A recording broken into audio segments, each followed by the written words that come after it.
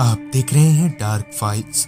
Dark files की आज की इस कहानी में आगे बढ़ने से पहले अगर आपने अभी तक डार्क फाइल्स चैनल को सब्सक्राइब नहीं किया है तो कर लें, और ऐसे ही और वीडियोस के लिए देखें अनहोनी।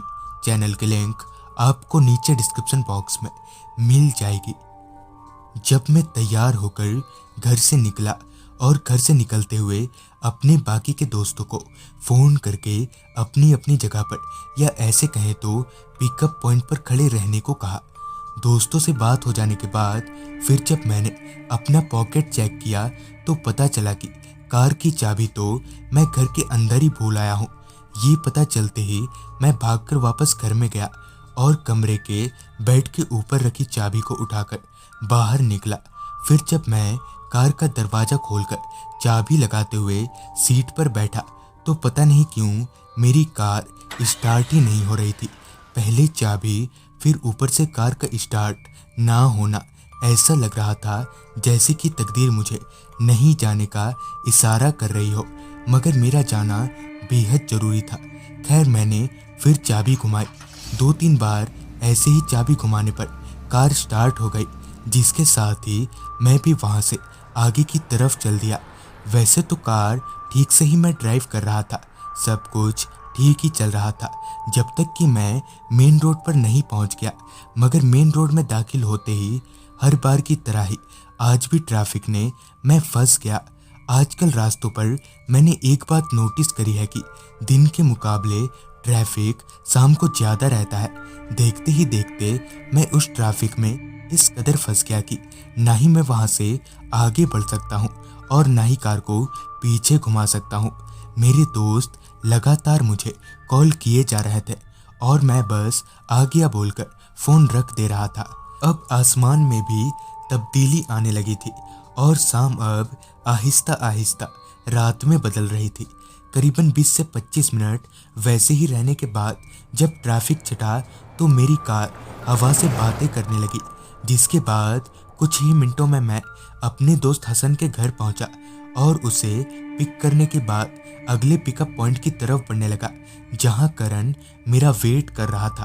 कुछ देर में ही मैं करण के घर पहुंचा और वहां से उसे पिक करने के बाद जमशेदपुर की तरफ आगे बढ़ने लगे।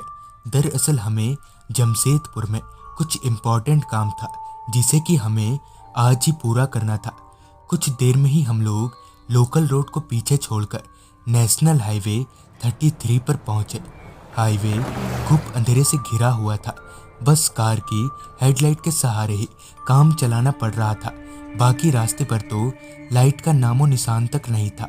हालांकि हाईवे पर हमारे अलावा भी गाड़ियां चल रही थी, जिसकी लाइट से अच्छा खासा काम चल जा रहा था। जमशेदपुर पहुंचकर हमने कार की सारी खिड़कियों को खोल दिया, क्योंकि गर्मी कुछ ज़्यादा ही हो रही थी और मई का महीना होने की वजह से गर्मी तो लाजमी ही था। कुछ दूर आगे जाते ही हमने हाईवे से लेफ्ट टर्न ले लिया। उस रास्ते पर कुछ 2 से 3 किलोमीटर आगे जाते ही हम उस जगह पर पहुंचे जहां हमारा काम था। तकरीबन 1-1.5 घंटे में ही हम तीनों ने सारा काम निपटा लिया और फिर अपनी कार में आ गए। उस पेचीदा काम को निपटाकर हमने थोड़ी राहत की सांस ली। दरअसल अगर आज ये काम पूरा नहीं होता तो फिर नेक्स्ट वीक से पहले कोई चांस ही नहीं था। खैर मैंने कार स्टार्ट किया और खुशमिजाज होकर कार ड्राइव करने लगा। गाड़ी चलाते हुए एक दफ़ा मैंने अपनी निगाहें घड़ी की तरफ घुमाई तो वक्त हो रहा था रात के 9:30 बजे का। मैं अभी कार चला ही रहा था कि इतने में ही हसन बोला, यार तू बहुत देर से कार ड्राइव कर रहा है, अगर तू कहे तो मैं चलाऊं। हसन की बात सुनकर ही मैंने पता लगा लिया कि उसे कार चलाने का मन हो रहा है, लिहाजा मैंने उसका मन ना मारते हुए कार को साइड में रोका और ड्राइविंग सीट से उतरते हुए कहा, ये ले अब तू चला। और ये बोलकर मैं उसकी जगह पर यानी कि पीछे वाली सीट पर जाकर बैठ गया। हसन की जगह अगर कोई और होता तो मैं उसे कार नहीं देता, जिस वजह से ही मैंने उसे स्टीयरिंग थमाई थी। कुछ देर तक तो सब कुछ नॉर्मल सा ही चल रहा था। हसन काफ़ी अच्छे से और संभल कर ड्राइव कर रहा था। पीछे वाली सीट पर बैठा मैं आराम से फ़ोन पर टाइम पास कर रहा था कि इसी बीच कब हमारी कार हाईवे पर पहुंच गई पता ही नहीं चला। थोड़ी देर पहले तक जो हाईवे गाड़ियों से भरा पड़ा था वो रात होते ही पता नहीं क्यों अजीब सी खामोशी में डूब गया। ना ही कोई गाड़ी नजर आ रही थी और ना ही कोई ट्रक। इसी खालीपन का फायदा उठाकर हसन ने कार दौड़ाना शुरू कर दिया। कार अपनी पूरी रफ्तार से अभी नेशनल हाईवे 33 पर आगे बढ़े जा रही थी कि इतने में ही हमारी कार हाईवे के एक जंगली एरिया में पहुंची, जिसके दोनों तरफ सिर्फ घने पेड़ ही दिखाई पड़ रहे थे। कि तभी पता नहीं हसन को अचानक ही क्या हो गया कि उसके हाथ स्टीयरिंग पर कांपने लगे और साथ ही उसका पूरा शरीर पसीने से तर हो गया। ये देखकर मैंने हसन से पूछते हुए कहा, क्या हो भाई, तू ठीक तो है ना? और तू ऐसे कांप क्यों रहा है? इस पर हसन बिना कुछ बोले गाड़ी की रफ्तार धीमी करने लगा। हसन का मुंह देखकर ऐसा लग नहीं रहा था कि वो कुछ बोलने के हालत में है। इससे पहले कि मैं दोबारा उससे कुछ पूछ पाता, हसन के हाथ स्टीयरिंग पर इधर उधर घूमने लगे। हसन की बगल वाली सीट पर बैठा करण स्टीयरिंग संभालने की कोशिश करने लगा, मगर तब तक बहुत देर हो चुकी थी। बेकाबू होकर कार एक पेड़ से जा टकराई, जिससे हसन का सिर स्टीयरिंग से जा लड़ा और करण का डैशबोर्ड से और मेरा सामने वाली सीट से, जिससे कुछ ही देर में मेरी आंख बंद हो गई। फिर जब मेरी आंख खुली तो करण और हसन उसी तरह से बेहोश पड़े थे, मगर अच्छी बात तो ये थी कि अब भी उनकी सांसें चल रही थी। मैं अपना माथा पकड़कर कार से बाहर निकला तो कार का अगला भाग लगभग चूर ही हो गया था। खैर, मैं गाड़ी में अपना फ़ोन ढूंढने लगा, मगर मेरा फ़ोन मुझे मिल ही नहीं रहा था। जब बहुत खोजने के बाद भी मुझे मेरा फ़ोन नहीं मिला तो मैंने हसन और करण का फ़ोन ढूंढना चाहा, मगर हसन का तो फ़ोन था ही नहीं और करण का था तो वो चकनाचूर होकर ऑफ हो रखा था। मैं अपना सिर पकड़कर वहीं बैठ गया। मेरी तो ये समझ नहीं आ रहा था कि अब क्या करूं।